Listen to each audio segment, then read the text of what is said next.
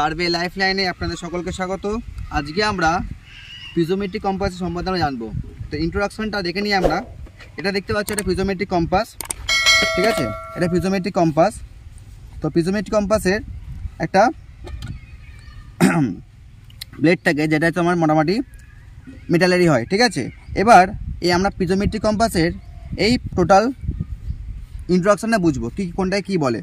তো প্রথমে দেখে নাও, এটাকে দেখো আমাদের অবজেক্ট ভেন। এটা দেখতে পাচ্ছ, এটা হচ্ছে তোমার অবজেক্ট ভেন।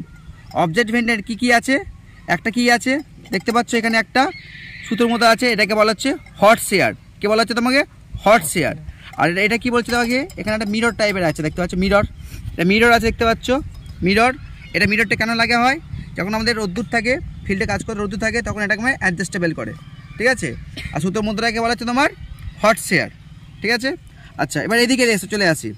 এই জিনিসটাকে বলছে তোমার দেখতে পাচ্ছ এটাকে তোমার প্রিজম থাকে। প্রিজম কেন থাকে সেটা পরে বলছি আমি। এটা প্রিজম, ঠিক আছে? প্রিজমের মধ্যে দেখো এখানে লেখা আছে এখানে আই হোল। এটা কি বলা হচ্ছে তোমার? এই গতটা এখানে চোখ দিয়ে আমরা দেখি, এটাকে হচ্ছে আই হোল, ঠিক আছে? এবার এখানে দেখতে পাচ্ছ দুটো গ্লাস থাকে। দুটো গ্লাস কেন থাকে? গ্লাসটা হচ্ছে তোমার কাজের জন্যে, রোদ্দুর যদি থাকে, ফিল্ডে যদি রোদ্দুর থাকে, তার জন্য দুটো গ্লাস থাকে। এবার দেখে নাও, এটা সামনে বন্ধ থাকে, এটা খুলে দিতে হবে, ঠিক আছে? তারপর এটা যখন থাকে কি হয়, এটাকে হালকা করে খুলে ফেলতে হয়। তারপর এখানে দেখো অ্যাডজাস্টেবল।